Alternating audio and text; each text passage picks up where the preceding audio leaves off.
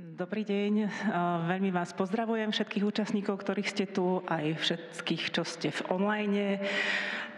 Ja som využila túto krátku príležitosť, aby som teda pozdravila ľudí, ktorí sa zaujímajú o aktivity, ktoré podporujeme. A veľmi sa teším, že v podstate už takmer od začiatku podporujeme, áno Janka, ďakujem, že pritakávaš.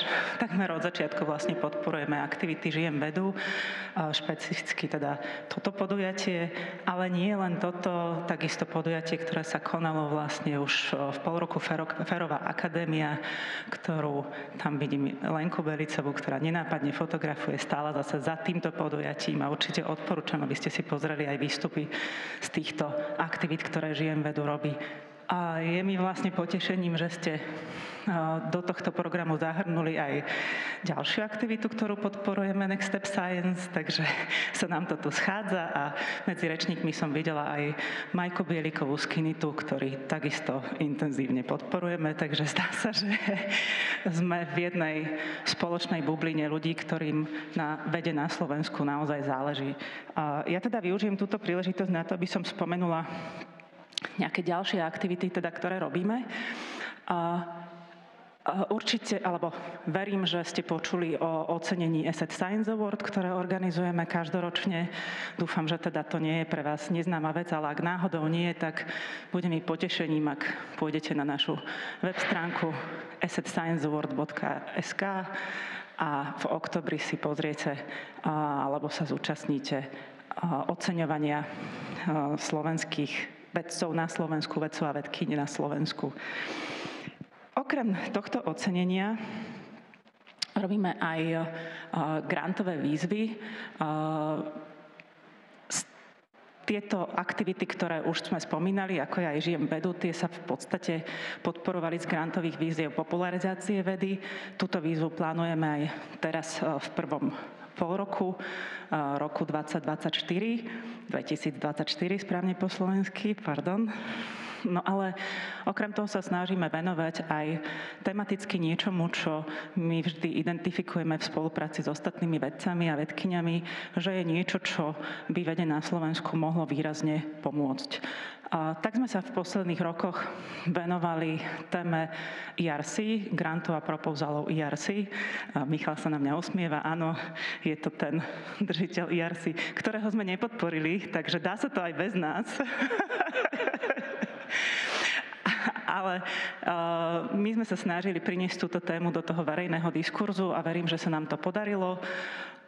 Podporili sme v úvode, vlastne sa nám podarilo spraviť taký, myslím si, že nie úplne bežný krok, fundraising pre Fond pre podporu vedy. Založili sme Fond pre podporu vedy, kde sa nám pri príležitosti návštevy Kipa Thorna na Slovensku, nositeľa Nobelovej ceny, podarilo vyzbierať 220 000 eur, ktoré sme venovali a rozdelili medzi dvoch v tom čase najúspešnejších žiadateľov o ERC, a to bol Martin Benhardt a Matej Baláš, ktorí sa zaviazali, že teda sa pokúsia opäť ašpirovať na tieto granty.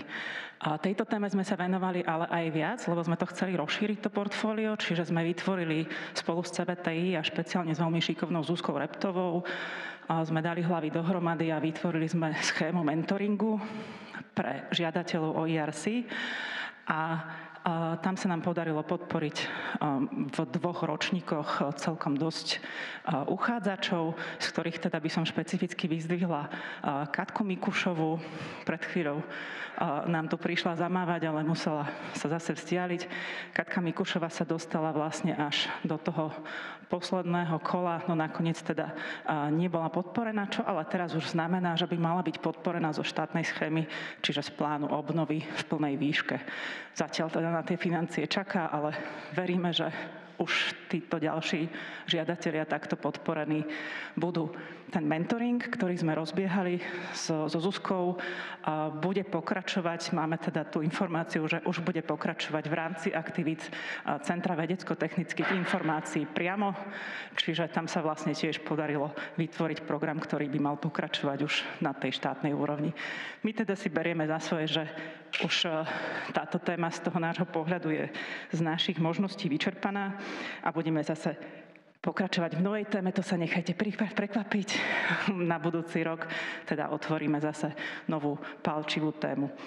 No a okrem toho by som vás určite rada pozvala a upozornila, ak ste o tom ešte nepočuli, na festival Starmus, festival vedy a umenia, ktorý sa nám podarilo priniesť na Slovensko, teda podarilo sa nám presvedčiť organizátorov, aby ho priniesli na Slovensko a bude prebiehať v máji 2024 v Bratislave 12. až 17. mája, čiže ktorí ešte ste si to nepoznačili do kalendárov, tak práve teraz je tá príležitosť, opakujem, 12. až 17. máj 2024. Čoskoro by mali byť v predaji lístky, veríme už naozaj čoskoro. A teda keďže sme na pôvode Univerzity Komenského, tak si dovolím spomenúť, že